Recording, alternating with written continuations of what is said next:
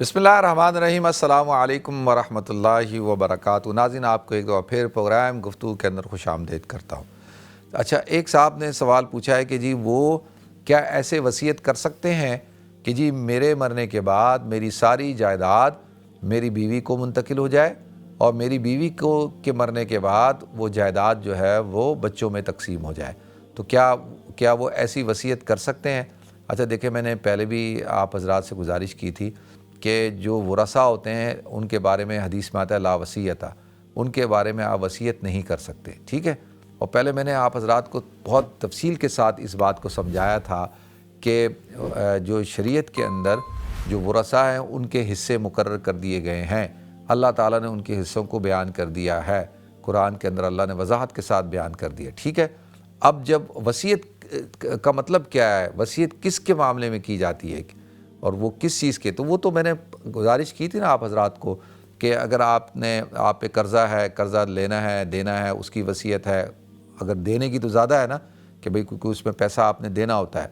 और इसी तरीके से हज बदल है, अगर आपने हज नहीं किया, आपकी नमाज, आपका रोज़ा, आपकी ज़कात, रोज़ा और नमाज का फ़िदिया, ज़कात अदा नहीं की तो उसका, और इसी तरह से किसी रिश्तेदार को कुछ देना है जिसको विरासत नहीं मिलती, और कोई मस्जिद, मदरसा, चैरिटी किसी को देना है, तो इसके हवाले से तो आप वसीयत कर सकते हैं। तजीज़ व तकफ़ीन, ये सारी चीज़ें इन हवालों से आप वसीयत कर सकते हैं। बाकी वरसा के लिए नहीं कर सकते कि भाई अब बीवी है वो तो वारिस है ना, तो उसके लिए वसीयत नहीं होगी, और बेटा बेटी उसके लिए वालिद वालदा वो वारिस हैं, वरसा हैं, उनके लिए वसीयत नहीं होती, उनके तो हिस्से मुकर्रर हैं, ठीक है। और वो इंतकाल के बाद ऑटोमेटिकली शरीयत के मुताबिक उनको तकसीम किया जाए और होना चाहिए, ठीक है। वो ज़रूरी मामला है।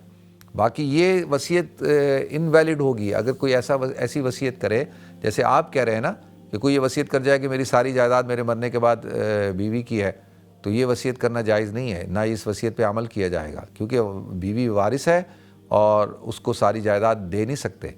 तो वो आपको ज़िंदगी में आपने जो करना है कर दें, बीवी को दें, बीवी आपको दे, जिसको देना है दें, लेकिन मरने के बाद के लिए आप ऐसी वसीयत नहीं कर सकते।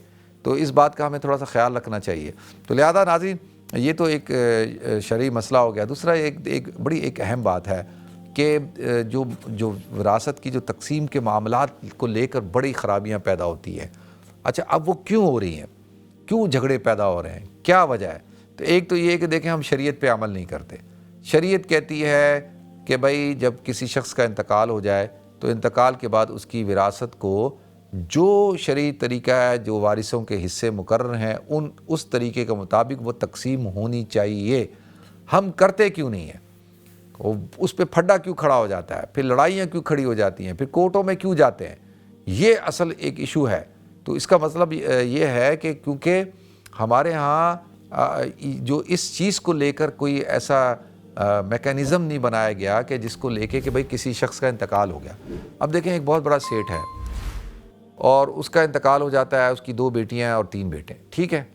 अब वो बड़ी जायदाद बनाता है, बड़ी एम्पायर खड़ी करता है, उसका कारोबार है, फैक्ट्रियाँ हैं, ये सब कुछ है। अब उसका जब इंतकाल हो रहा है तो पहली बात तो ये है कि उसको वसीयत जो करनी है 1/3 माल में से करनी है। उसने अपनी जो विल बनानी है 1/3 की, एक सुलुस माल की, कि भाई किसको देना है, क्या नहीं है, जो कुछ भी है।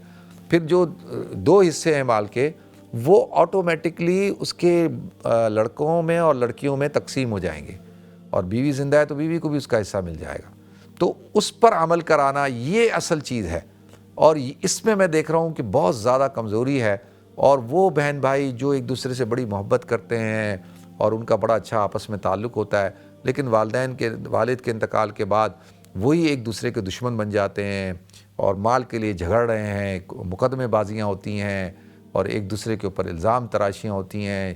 तो ये जो चीज़ है ना, ये ठीक नहीं है, और इस चीज़ को हमें सोचना होगा और हमें इस पर जो है वो काम भी करना होगा। अल्लाह ताला हम सबको अमल करने की तौफ़ीक़ अता फ़रमाए।